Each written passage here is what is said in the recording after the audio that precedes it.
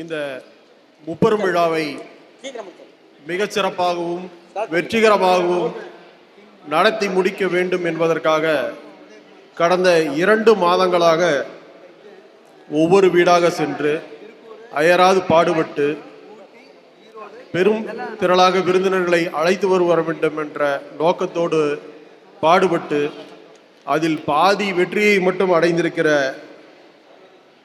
இந்த சங்கத்தினுடைய தலைவர் ரகுபதி பாபு உள்ளிட்ட இந்த சங்கத்தினுடைய பொறுப்பாளர்கள் அனைவருக்கும் மற்றும் இந்த விழாவை கண்காணிக்க வேண்டும் என்பதற்காகவும் இங்கிருந்து ஏதேனும் கற்றுக்கொண்டு போக வேண்டும் என்பதற்காகவும் மாநிலத்தின் பல்வேறு பகுதிகளிலிருந்து இங்கே வருகை புரிந்து மேடையிலும் அரங்கிலும் அமர்ந்திருக்கும் அன்பு சொந்தங்களுக்கும் மாநில தலைவர், செயலாளர், பொருளாளர் உள்ளிட்ட அனைவருக்கும் முதற்கண் என் வணக்கத்தை தெரிவித்துக் கொள்கிறேன். இந்திய அரசியலமைப்பு சட்டம் 25வது பிரிவு ஒவ்வொரு குடிமகனுக்கும் தான் விரும்புகிற மதத்தில் இணைந்து கொள்வதற்கான உரிமையை வழங்கி இருக்கிறது. நான் நினைத்து பார்க்கிறேன், அந்த உரிமையை ஜாதியை தேர்ந்தெடுத்துக் கொள்கிற உரிமையை இந்திய அரசியலமைப்பு சட்டம் வழங்கும் என்று ஒரு சூழ்நிலை உருவானால் கண்டிப்பாக நான் கருணிகர் ஜாதியில் இருக்க மாட்டேன். இந்த மண்ணினுடைய மிகச்சிறந்த கொங்கு வேளாளர் கவுண்டர் சமுதாயத்தில் சென்று இணைந்து விடுவேன். என்ன காரணம் தெரியுமா?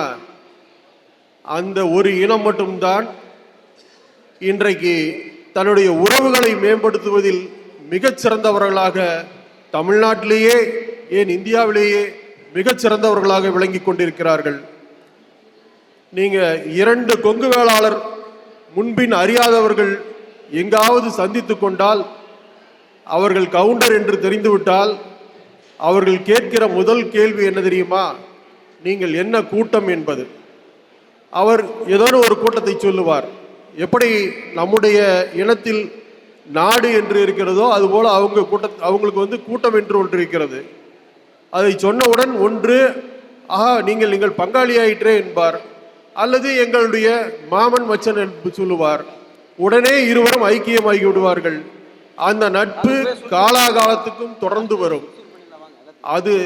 அதுதான் உண்மையான ஒரு ஜாதியை வளர்க்கிற முறை.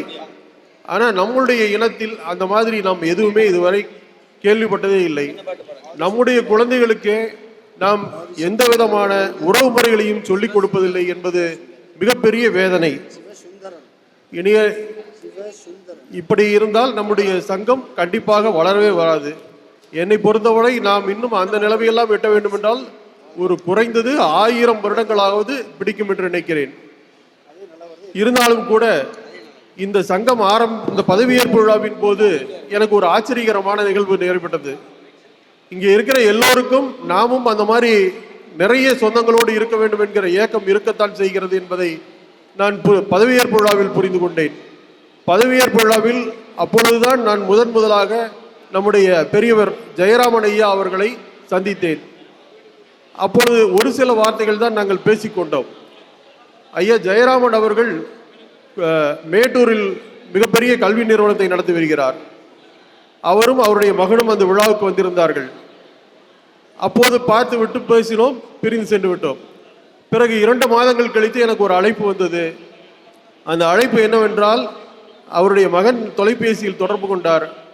இந்த மாதிரி எங்களுடைய அப்பாவுக்கு 80வது பிறந்தநாள் விழா கொண்டாடுகிறோம், அதுபோக 62வது கல்வி சேவைக்காக ஒரு பாராட்டு விழா நடக்கிறது, கண்டிப்பாக நீங்கள் கலந்து கொள்ள வேண்டும் என்று ஒரு தொலைபேசியில் அழைப்பு கொடுத்தார். எனக்கு உண்மையிலே பெரிய ஆச்சரியம் வந்தது. நம்ம இனத்தில் கூட பார்த்து பழகிய அந்த ஒரு நாள் பழக்கத்திலேயே இப்படி அழைக்கக்கூடிய நபர்களும் இருக்கிறார்கள் என்று நினைத்த போது கொஞ்சம் அப்படியே லேசாக ஒரு நம்பிக்கை துளிர்விட்டது. உண்மையிலேயே நான் இந்த விழாவுக்கு போயிருந்தேன். சொந்த பந்தங்கள்லாம் குறைவாக இருந்தாலும் நண்பர்கள் நிறைய வந்திருந்தாங்க. உண்மையிலே அவருடைய கல்வி சேவையை நாம் மிகப்பெரிய அளவில் பாராட்ட வேண்டும். நம்முடைய இனத்தில் கூட இப்படி ஒரு வளர்ச்சி அடைந்த ஒருவர் அதுவும் தன்னுடைய மகனை அவ்வளவு பொறுப்பாக வளர்த்திருக்கிறார். அவருடைய குடும்பத்தில் அவங்க ஒரு மருமகள் டாக்டர். இப்படியெல்லாம் ஒரு நல்ல நாகரிகம் மிக்க ஒரு குடும்பமாக வளர்ந்திருக்கிறார்கள். அவரை இந்த நேரத்தில் பாராட்டுவதற்கான ஒரு வாய்ப்பாக நான் இதை எடுத்துக்கொள்கிறேன். இதை தாண்டி நான் ரகுபதி பாபு அவர்களுக்கு சொல்ல வேண்டியதெல்லாம் என்னவென்றால், இந்த சங்கம் இந்த அளவுக்கு வளர்ந்ததெல்லாம் பத்தவே பத்தாது. கருணிகர் நீங்கள் கிட்டத்தட்ட திருப்பூர் மாவட்டத்திலேருந்து ஒரு 25 பேர் இங்கே வந்திருக்கிறார்கள் என்று சொன்னார்கள். அதுபோக வெளி மாவட்டத்திலிருந்து வந்திருக்கிறவர்கள் நிறைய பேர் இருக்கிறார்கள்.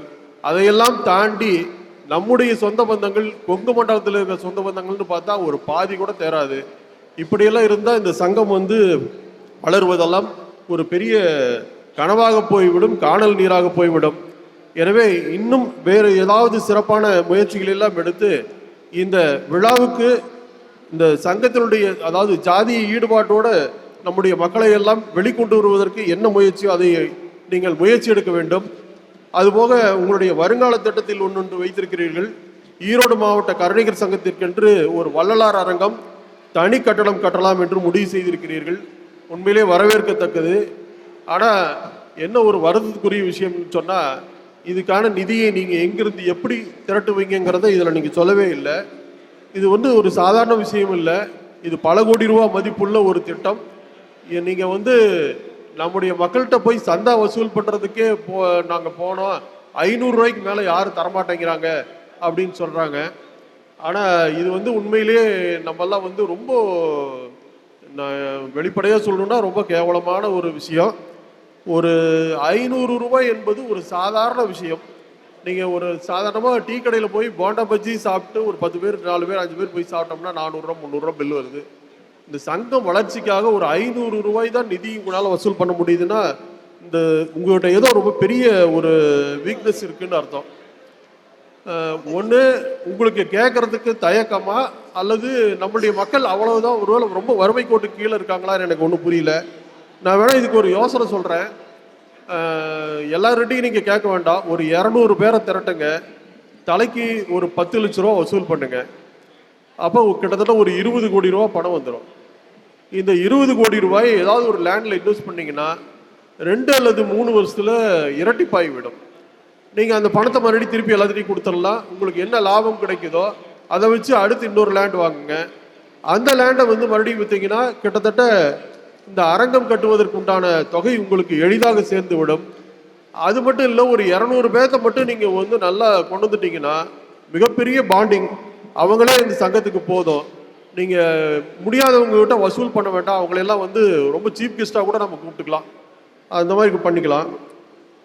இதில் இன்னொரு திட்டம் நீங்கள் ஏதாவது சொல்லுவீர்கள் என்று பார்த்தேன். அது என்னன்னா, நம்ம ஆளுங்க யாருமே இது வரைக்கும் ஐஏஎஸ் யாரோ 1-2 பேர் தான் வந்திருக்காங்க. நிறைய ஐஏஎஸை கொண்டு வரணும் அப்படிங்கிறது நம்மளுடைய ஒரு கனவாக நம்ம எடுத்துக்கொள்ள வேண்டும். நீங்கள் அந்த மாதிரி ஏதாவது நம்மளுடைய மக்களை ஐஏஎஸ் படிக்க வச்சிங்கன்னா, முதல் ஐஏஎஸ் யாராவது இல்லை, யார் எத்தனை ஐஏஎஸ் வந்தாலும் சரி, ஒரு ஐஏஎஸ் அப்படின்னு ஒரு பட்டத்தை வாங்கிட்டு வந்து நின்றீங்கன்னா 5 லட்சம் ரூபாய் என்னுடைய தனிப்பட்ட முறையில் நான் அவர்களுக்கு தருவதற்கு தயாராக இருக்கிறேன். நீங்கள் எனக்கு கண்டிப்பாக தெரியும், நீங்கள் யாரும் படிக்க வைக்க மாட்டீங்க, நம்ம ஆளுங்க யாரும் படிக்கவும் மாட்டாங்க. அந்த தைரியத்தில் சொல்கிறேன்னு மட்டும் நீங்கள் நினச்சிடாதீங்க. ஐஏஎஸில் ஜாயின் பண்ண உடனேயே 5 லட்சம் ரூபாயை எடுத்து கொண்டு வந்து தலையாட்டு கொடுத்து ஃபிக்ஸட் டெபாசிட்டில் போட்டு வைங்க. அவங்க வெளியே பட்டத்தோட டிகிரி வாங்கிட்டு வந்தாங்கன்னா இதே மாதிரி ஒரு விழா எடுத்து அவங்களுக்கு கொடுக்கலாம் அப்படிங்கிற நான் ஒரு உறுதியை மொழியை இந்த இடத்தில் உங்கள்கிட்ட தெரிவித்துக்கொண்டு, ரொம்ப டைம் அதிகமாக எடுத்துட்டேன்னு நினைக்கிறேன். மிக்க நன்றி. நீங்கள் இன்னும் சிறப்பாக செயல்படுங்கள். உங்களுக்கு என்னுடைய வாழ்த்துக்களை தெரிவித்துக் கொள்கிறேன். நன்றி, வணக்கம். அனைவருக்கும் மதிய வணக்கத்தை தெரிவித்துக் கொள்கின்றேன்.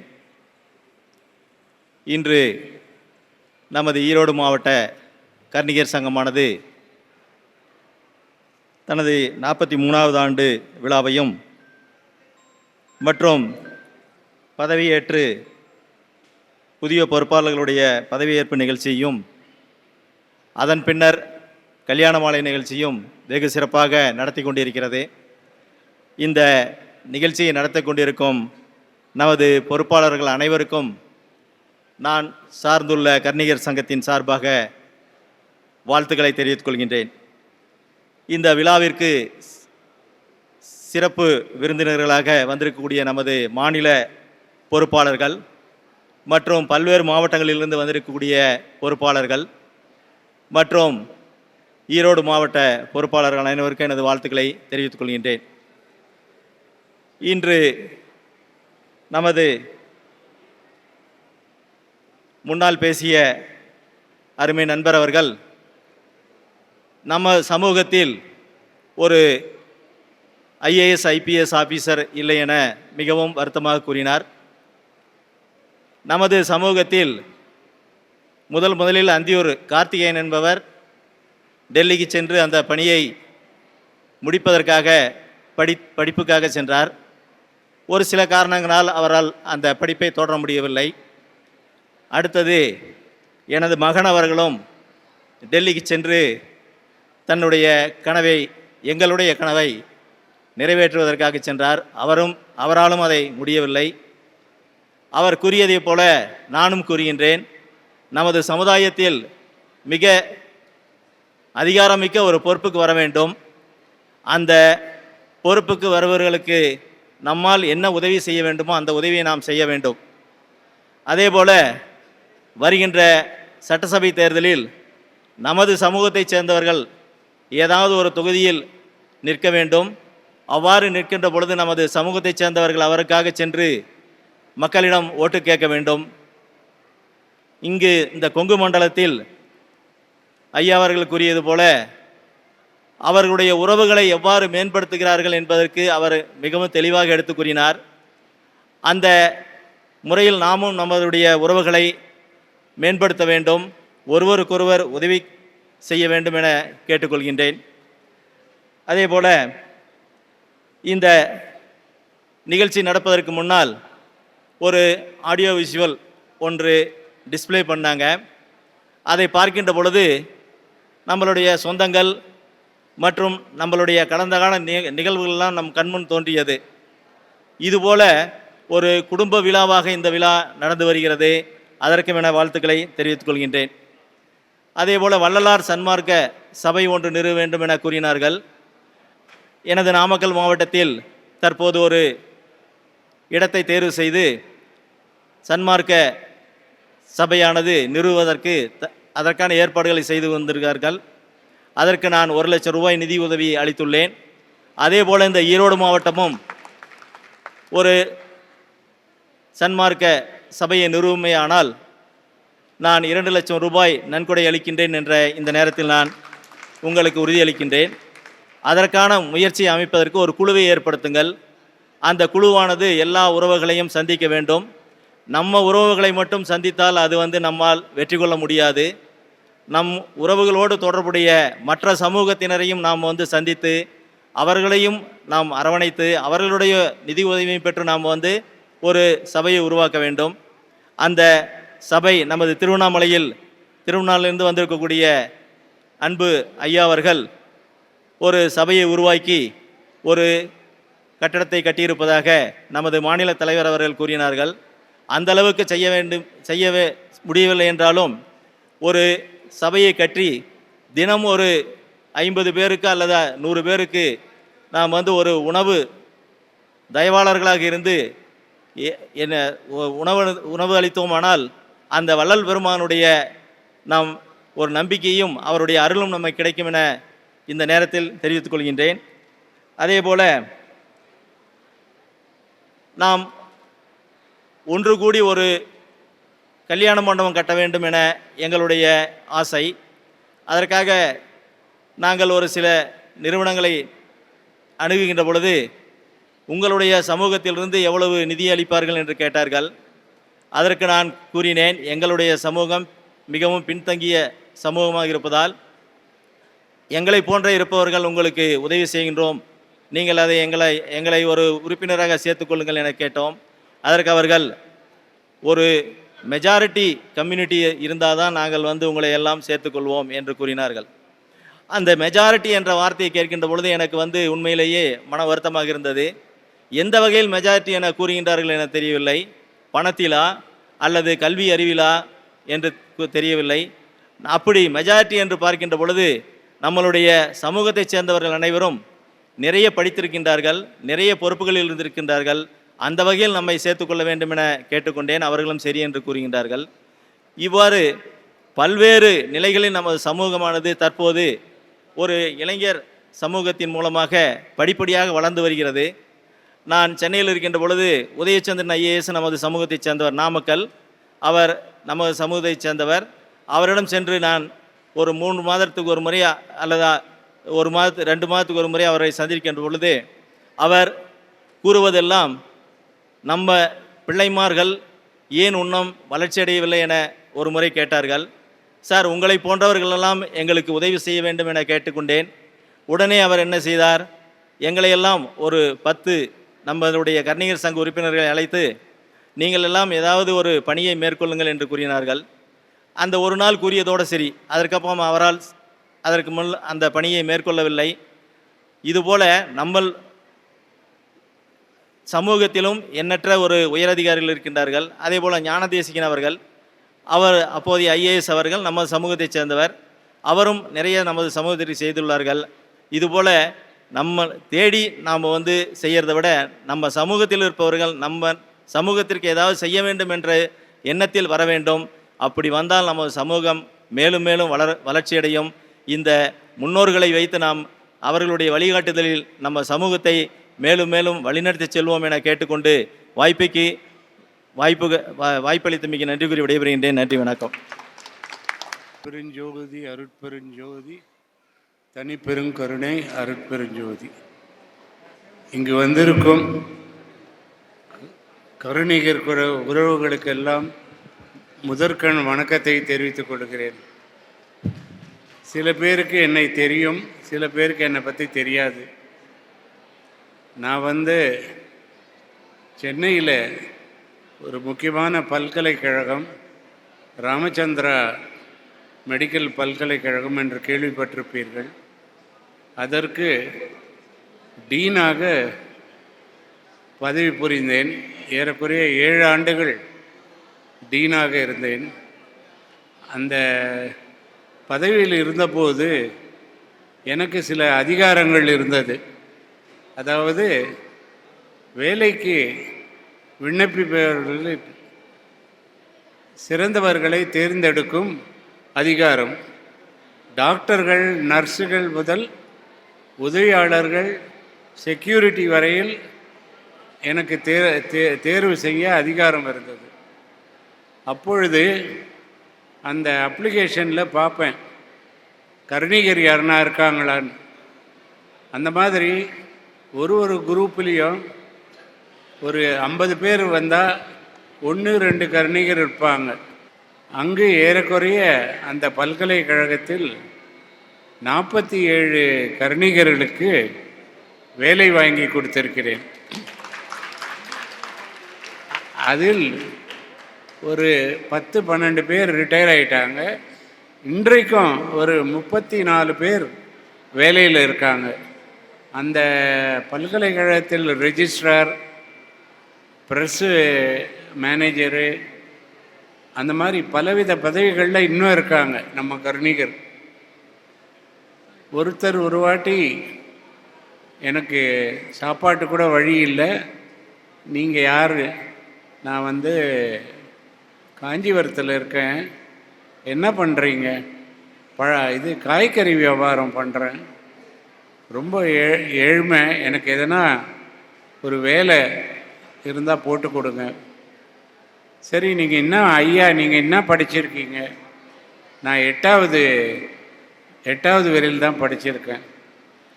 சரி என்று அந்த HR டிபார்ட்மெண்ட், வேலைக்கு ஆள் தேடும் டிபார்ட்மெண்ட் பேர் HR, ஹியூமன் ரிசோர்ஸஸ், அவர்களிடம் கேட்டேன், 8வது படித்தவருக்கு ஏதாவது வேலை இருக்கிறதா என்று. அவர் செக்யூரிட்டியாக எடுக்கலாம் என்றார். சரி, செக்யூரிட்டினா என்ன சம்பளம் வரும்? ஒரு 12,000 ரூபாய். நைட் டியூட்டிலாம் பண்ணாங்கன்னா ஒரு 15,000 ரூபாய் வரும். உடனே அவரை வர சொல்லி அவரை தேர்வு செய்து அந்த வேலைக்கு ஆர்டர் வாங்கி கொடுத்துட்டேன். ஏறக்குறைய இப்போ 20 வருஷம் ஆயிடுச்சு. அவர் செக்யூரிட்டியை ப்ரமோட் ஆகி இன்றைக்கி 45,000 சம்பளம் வாங்குகிறார். கருணிகர் இந்த மாதிரி நம்ம மாநாடு கூட்டம் நடத்துறது எல்லாம் மிக முக்கியம். ஆனால் ஒருத்தருக்கு ஒருத்தர் உதவி செய்கிறது மிக மிக முக்கியம். நம்ம வர்றது போகிறது பேசுறது அது முக்கியம் இல்லை. ஒருத்தருக்கு ஒருத்தர் என்ன பண்ண முடியுமோ அவங்களால முடிஞ்ச அளவு உதவி பண்ணணும். கருணையும் ஈகையும் கொண்டது கருணிகர் என்பார்கள். ஒரு பக்கம் கருணை, ஒரு பக்கம் ஈகை. ஸோ அந்த மாதிரி ஒரு வழியில் வந்தவங்க நம்ம. ஒருமையுடன் எனது திருவடி நினைக்கின்ற உத்தமர்தம் உறவு வேண்டும், உள்ளொன்று வைத்து புறமொன்று பேசுவார், உறவு கலவு அமைய வேண்டும் என்று சொல்லியிருக்கிறார். இந்த மாதிரி வேறு யாரும் சொன்னதே இல்லை. அப்பேற்பட்ட வழியில் வந்தவங்க நாங்கள். இன்னைக்கு ஏறக்குறைய நாம் பிற்பட்டோர் இதில் சேர்ந்து 50 வருடங்கள் ஆகப்போகுது. இப்பொழுது மிகவும் பிற்பட்டோருக்கு நம்ம கருணிகரை சேர்க்க முடியுமா என்று ட்ரை பண்ணிக்கிட்டு இருக்கோம். அது முடிஞ்சால் நல்லது. ஏன்னா போன வாட்டி ஏற்கனவே மிகவும் பிற்பட்டவருக்கு சேர்க்கறதுக்கு எல்லா இதுவும் ஆவணங்களையும் கொடுத்து முடிகிறப்போ ஒரு ஜட்ஜு, ஒரு நீதிபதியை அதை பார்க்கறதுக்கு வச்சாங்க. நம்மளுடைய துரதிருஷ்டம், அந்த நீதிபதி வன்னியர் இனத்தை சேர்ந்தவர். அவருக்கு நாம் மிகவும் பிற்பட்டவரில் வர்றது பிடிக்கல. ஸோ அவர் எல்லாம் பார்த்துட்டு கடைசியாக கருணிகர்கள் ஏழ்மையாக இருக்கலாம், ஆனால் அவர்கள் மிகவும் படித்தவர்கள், மிகவும் புத்திசாலிகள், ஆதலால் அவர்களை மிகவும் பிற்படுத்தவர் இதில் சேர்ப்பது நல்லதல்ல என்று எழுதி கையெழுத்து போட்டார். ஸோ இப்போ திருப்பி அதே ஃபைலை கொஞ்சம் மூவ் பண்ணி முதலமைச்சர் பார்வைக்கு கொண்டு போக பார்க்குறோம். ஏன்னா இப்போது எலெக்ஷன் வரப்போகுது.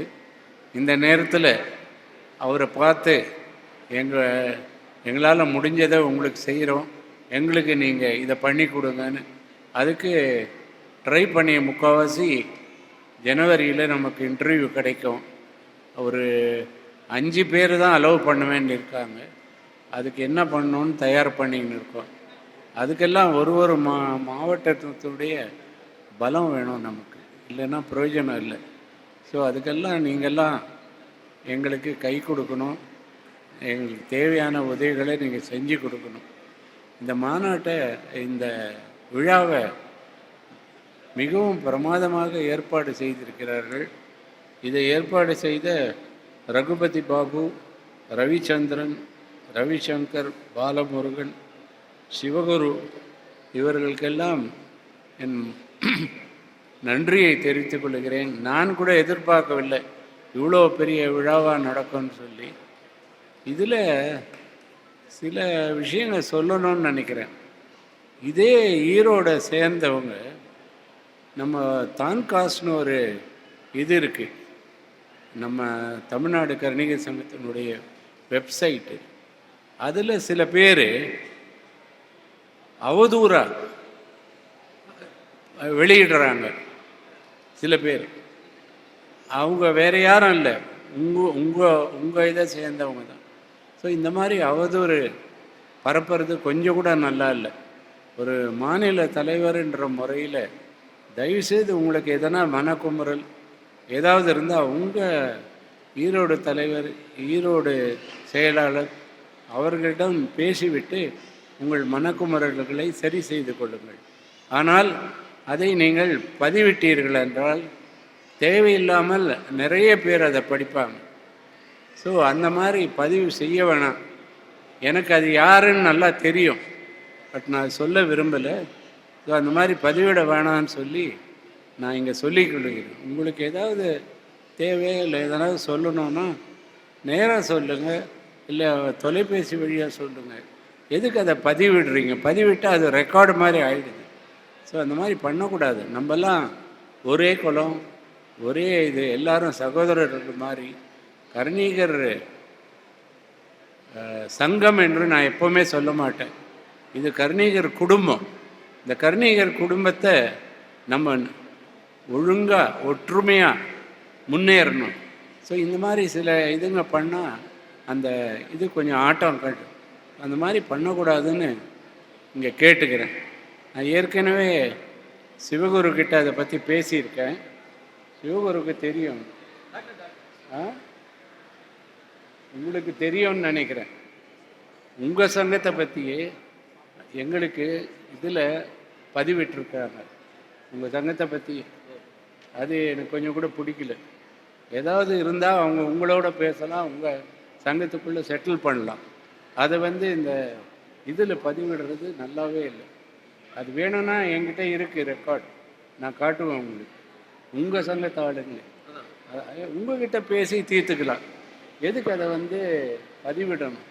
சரி, எல்லாருக்கும் விதவித மன கஷ்டம் இருக்குது. அதை பேசி தீர்த்துக்கலாம். அதை வெப்சைட்டில் போட்டு பதிவிடுறது அது கொஞ்சம் கூட நல்லா இல்லை. ரீசண்டாக இது நான் சொல்கிறது ஒரு 10-15 நாள் முன்னாடி. ஸோ தயவுசெய்து இந்த மிக பிரமாதமாக இருக்கிறது இந்த ஈரோடு கெட் டுகெதரு. ஸோ நீங்கள் எல்லாம் ஒன்றாக இருந்து இந்த சங்கத்தை இன்னும் அதிகமாக வளர்த்து, அவர் சிவகுரு சொன்னார், யாரோ ஒரு முக்கியமான ஒரு நிலம், அந்த நிலம் ஏறக்குறைய 50 லட்சம் பெறும் நிலத்தை நம் ஈரோடு சங்கத்திற்கு கொடுப்பதாக பேச்சுவார்த்தை நடக்கிறது. அந்த பேச்சுவார்த்தை முடிவு பெற்றால் அந்த நிலத்தை இந்த சங்கம் பதிவு செய்தால் அங்கு ஒரு கட்டடம் கட்டுவதற்கு எங்களால் என்ன முடியுமோ நாங்கள் உதவி செய்கிறோம். உங்களுக்கு சிமெண்ட் வேணுமா, செங்கல் வேணுமா, என்ன வேணும் சொல்லுங்கள். நான் அன்றைக்கே சொன்னேன், நான் என் சொந்த இதில் தமிழ்நாடு கருணீகர் சங்கத்தில் என் சொந்த இதில் 500 மூட்டை சிமெண்ட்டை நான் தரேன்னு சொல்லியிருக்கேன். ஸோ அந்த மாதிரி ஒருத்தர் என்ன முடியுமோ அது பண்ணி இங்கே ஒரு பிரமாதமான கருணீகர் சங்கம் கட்டடம் ஈரோடுக்கு வரணும்னு வேண்டிக்கிறேன்.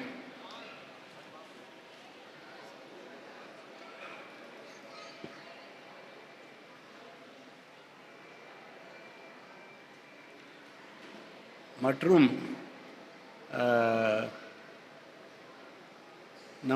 நம்மிடையில் படித்தவர்கள் நிறைய பேர் இருக்கிறார்கள், என்ஜினியர்கள், டாக்டர்கள் என்று அவர்களுக்காக உதவி செய்ய வாசுதேவ பிள்ளை அறக்கட்டளை என்று சென்னையில் இருக்கிறது.